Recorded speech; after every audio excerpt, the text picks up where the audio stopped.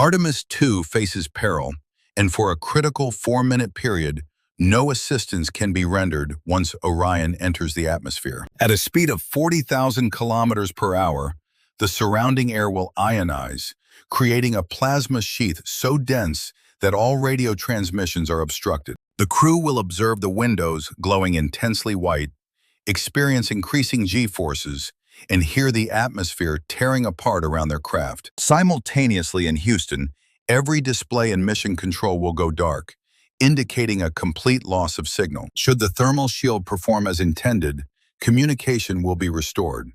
If it fails, the silence will persist indefinitely for Reed Wiseman, Victor Glover, Christina Cook, and Jeremy Hansen, who launched from the Kennedy Space Center on April 1, 2026, aboard the most potent rocket NASA has ever constructed. They represent the first humans to depart Earth's orbit since Apollo 17 in December 1972, including the first woman to venture beyond low Earth orbit, the first black man, and the first Canadian.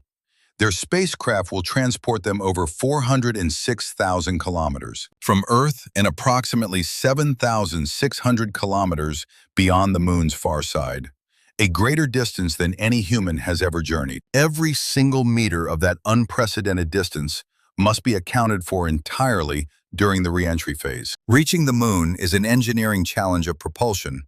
Returning home is fundamentally a matter of survival. The aspect of this mission that causes engineers sleepless nights is not the launch, which proceeded almost suspiciously smoothly, nor is it the translunar injection burn that propelled Orion towards the moon at escape velocity, nor the 50 minutes of radio blackout as the crew passes behind the far side, where no terrestrial signal can reach them. Instead, it is the final 10 minutes of the entire 10-day voyage, specifically a window of approximately 4 minutes during the peak of atmospheric reentry, when the capsule's exterior reaches temperatures exceeding 2,760 degrees Celsius. The crew loses all communication with mission control, and the heat shield's effectiveness is binary. There is no option to abort, no contingency plan, and no second attempt if complications arise during those 4 minutes. No one on the ground can intervene, and the crew will also lack the time to take any corrective action. A capsule returning from the International Space Station re-enters at roughly 28,000 kilometers per hour. While that speed is considerable, the thermal stresses are well understood from hundreds of previous missions. Orion, however, will re-enter.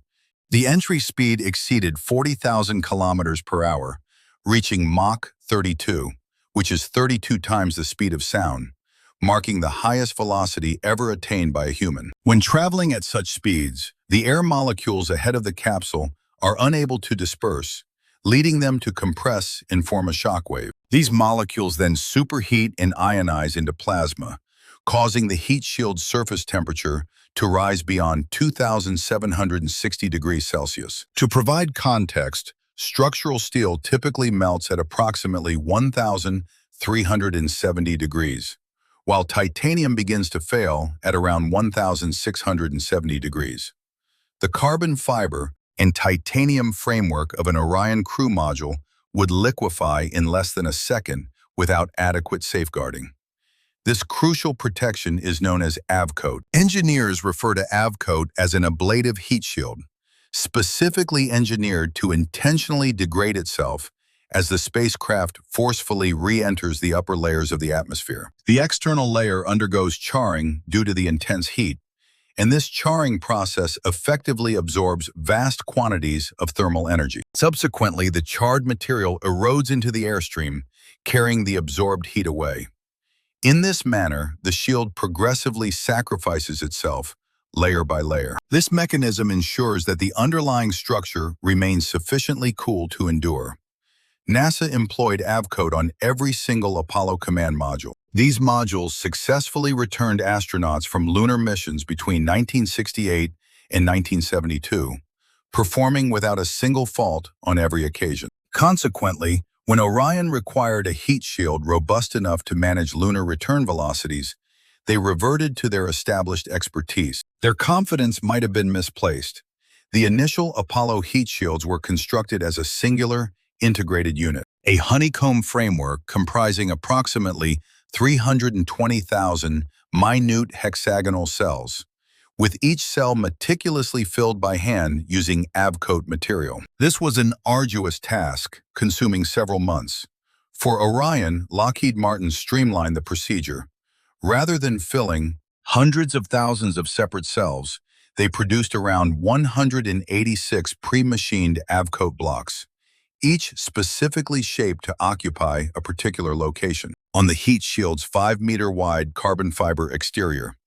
These blocks are then affixed into position, much like components of a jigsaw puzzle. This approach resulted in significant time savings, yet whether it maintained an equivalent level of thermal performance remained an unanswered query. This uncertainty persisted until the shield's flight. Indeed, in November 2022, it finally took to the skies. Artemis I dispatched an uncrewed Orion spacecraft on a 25-day expedition orbiting the moon and returning, which was, by almost all accounts, a resounding success. The festivities continued until engineers successfully retrieved the capsule at the Kennedy Space Center. Upon removing the heat shield for examination, more than 100 areas revealed unforeseen damage, with significant portions of carbonized Avcoat having fractured. These had broken away in uneven pieces, contrary to the uniform, controlled ablation anticipated by decades of ground-based trials. Instead, there was a jagged, unpredictable loss of material, which in certain regions had laid bare underlying layers. These layers were never intended to directly face reentry temperatures. This pattern corresponded with a highly specific characteristic. This characteristic concerned how Orion returned. Artemis I employed a maneuver known as skip reentry, rather than plunging directly into the atmosphere. Initially, the capsule descended to reduce its speed via aerodynamic drag, subsequently utilizing its aerodynamic lift. This allowed it to skip back above the atmosphere, much like a flat stone ricocheting off a body of water, following a short glide in near-vacuum conditions. It then descended again for its final approach. The benefit of this method is enhanced precision, extending the range. This allows the capsule to travel during its descent, providing mission planners with greater adaptability in selecting a splashdown site. Apollo missions never incorporated this. Skip reentry was intended as a contemporary enhancement. Within the Avcoat, the outcome was disastrous. During the skip phase, as the capsule ascended back above the atmosphere, the external heating diminished considerably. This initiated a chain reaction. Avcoat generates gases internally during ablation via pyrolysis, which is essentially combustion without oxygen. Under prolonged, intense heat, these gases escape outwards through the permeable char layer. The system is inherently self-regulating. However, when heating ceased during the skip, the char layer grew denser, less porous, and less permeable. The underlying Avcoat remained sufficiently warm to continue generating gas. Yet this gas had no escape route. Pressure accumulated within the blocks, and as the capsule descended again for its second pass, these pressurized pockets ruptured. This caused carbonized material to be blown off the shield in fragments. There is a particular aspect of the investigation that receives insufficient attention. Despite more than 100 areas of unforeseen char loss, the temperature inside the Orion cabin never surpassed the mid-20s Celsius. The thermal performance surpassed expectations. The Avcoat effectively performed its function of heat insulation.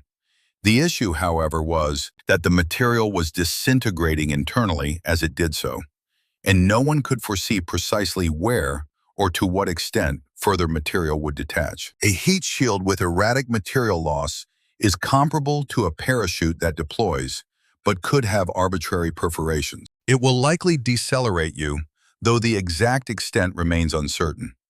NASA opted not to substitute the thermal shield for Artemis II. The protective layer was already constructed and affixed to the crew module.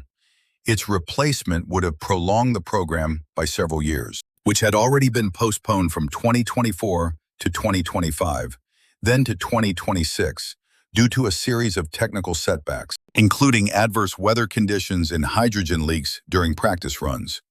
Jared Isaacman, the NASA administrator, who personally journeyed into orbit on a SpaceX Dragon during the Polaris Dawn mission and comprehends the dangers of space travel. From within a pressure suit instead of from an office, examine the information and approve the existing flight strategy. Rather than reconstructing, NASA modified the flight trajectory.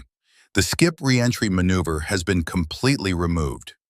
Orion will execute a steeper, more direct descent, impacting the atmosphere with greater force, but for a reduced period, without any intermediate halt. This prevents any instance where confined gases might build up and internally rupture the protective layer.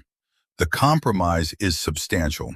This entails increased G-forces, heavier structural stresses, more extreme peak temperatures, and a less adaptable landing area. NASA evaluated Avcoat specimens under the revised profile conditions at renovated ArcJet facilities located at Ames Research Center.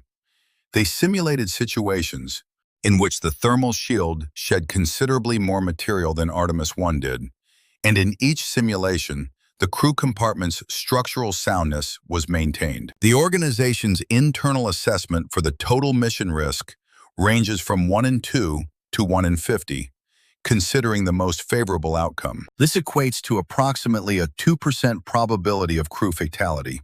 At the opposite extreme, it is a 50-50 chance. NASA's official acceptable risk limit for Artemis missions stands at 1 in 30. Rick Henfling serves as the principal entry flight director. His primary objective for this undertaking is to ensure the crew's survival during re-entry. He manages the team in Houston, which monitors every aspect of the descent in real time, yet during the most crucial period, he will be unable to perform any of these tasks. This communication loss has plagued crewed space missions since the Mercury program in the early 1960s. At speeds exceeding Mach 5, the plasma sheath absorbs and reflects radio signals across nearly all viable frequency ranges.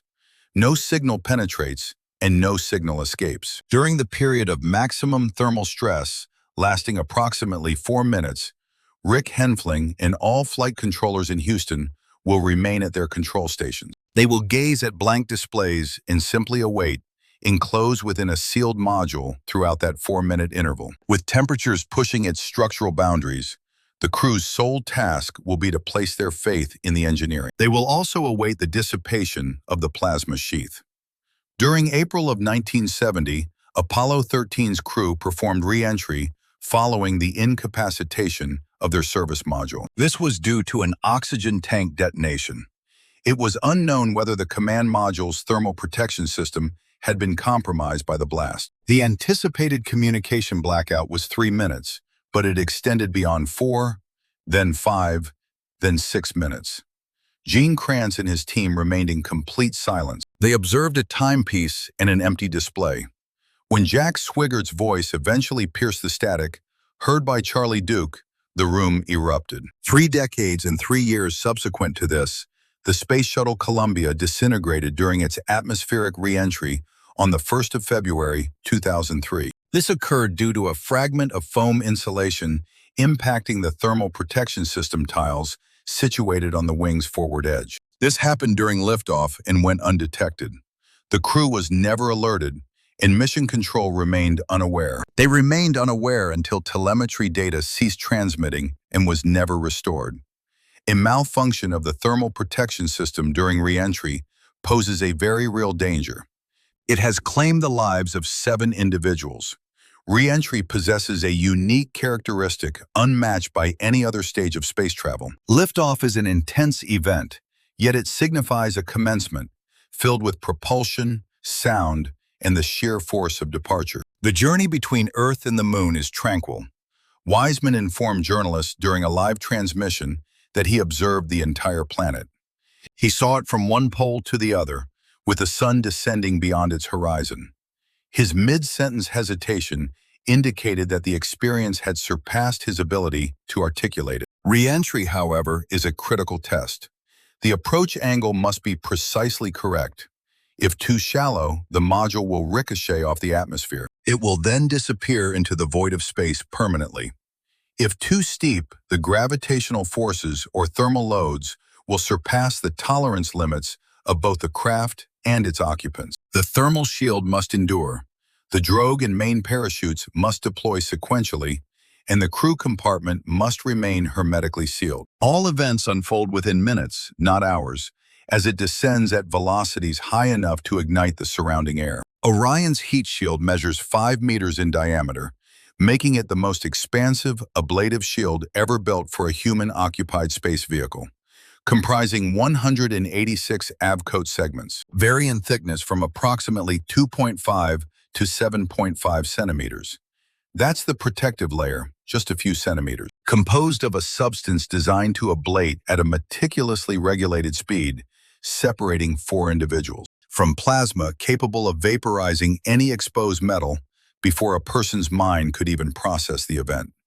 Following the most intense heating, assuming the shield remains intact, Orion will continue its rapid descent at an approximate altitude of 7,600 meters, where 2 drogue parachutes will deploy to stabilize the craft and reduce its speed from around 480 kilometers per hour. Subsequently, 3 pilot parachutes will deploy 3 massive main canopies, decreasing the rate of descent to roughly 27 kilometers per hour. The planned splashdown location is in the Pacific Ocean, near the San Diego coastline, where a U.S. Navy amphibious transport dock vessel will be positioned. Should it succeed, Artemis II will have validated a critical aspect upon which the entire future of American lunar exploration hinges. It's not merely about Orion's capability to travel to the moon and return. Artemis I already demonstrated this. What Artemis II is required to prove is that Orion can safely transport humans back from deep space, and that its heat shield can safeguard a crew through the most severe thermal conditions ever encountered by any crewed spacecraft, and furthermore, that the revised reentry trajectory has resolved the gas pressure issue. Artemis III, the mission designated to actually place astronauts on the moon's surface, cannot proceed until Artemis II confirms that the journey back to Earth is survivable. There exists an additional aspect to the risks of this mission. Beyond the narrative of the heat shield, the crew embarked during the zenith of solar cycle 25, a period when the sun exhibits its highest volatility. Once past the Van Allen belts, a solitary, significant solar particle event could impart a substantial radiation dose. Orion possesses a compact radiation shelter inside the capsule, representing the most protected area where the crew can gather, should a solar storm occur. The adequacy of this shelter for a worst-case scenario has never been verified with human occupants. Each of the 4 crew members examined the heat shield investigation. They viewed the images depicting the damage sustained by Artemis I. They analyzed the revised descent trajectory, the associated risk figures, and the test results. They comprehended the implications of a 1 in 50 probability and what a 1 in 2 chance signifies. Despite this, they entered the capsule. Reed Wiseman dedicated years bringing fighter aircraft down onto the decks of aircraft carriers during nighttime operations is akin to attempting to park a vehicle traveling at 250 kilometers per hour on a platform that is in motion. This operation, performed in complete darkness over the vast open ocean on a surface comparable to a tennis court, is something Victor Glover, a veteran of combat missions, has already experienced, having resided on the International Space Station.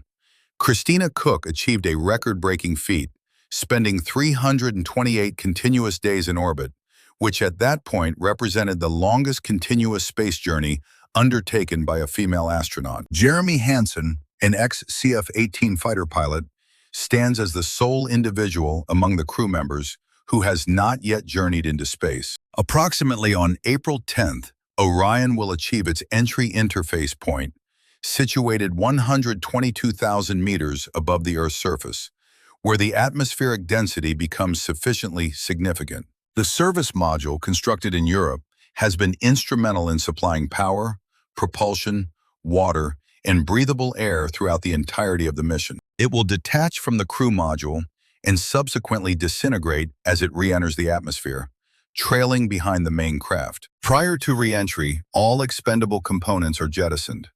This includes the launch abort system, the solid rocket boosters, the core stage engines, and the service module. Ingrediently, each part of the rocket, which stood as tall as a 30-story building, and transported 4 individuals from Earth's surface, has been shed until only the capsule persists. Approximately the dimensions of a substantial SUV, the Orion capsule will descend autonomously, beginning to rotate. This rotation continues until its heat shield is oriented towards the direction of its trajectory. The guidance computer will then assume control, executing minute adjustments to the capsule's angle of attack, employing small reaction control thrusters to fine-tune its path towards the designated splashdown area in under 90 seconds. The temperature will exceed 2,000 degrees Celsius, and plasma will envelop the capsule tightly, much like a clenched fist, precisely as anticipated. For a duration of 4 minutes, radio communication will cease, leaving the Artemis II crew solely reliant on the laws of physics. Without any ground support or telemetry connection, Rick Henfling and his team in Houston will observe completely blank screens. They will meticulously count the seconds. While they have undergone extensive training for this period of silence, and simulations differ from reality, they are aware that everyone present in that control room understands that when communication is reestablished, when the initial piece of voice or data successfully penetrates the dissipating plasma, every individual within mission control will ascertain the resolution to the singular query that has held paramount importance since the inception of this mission.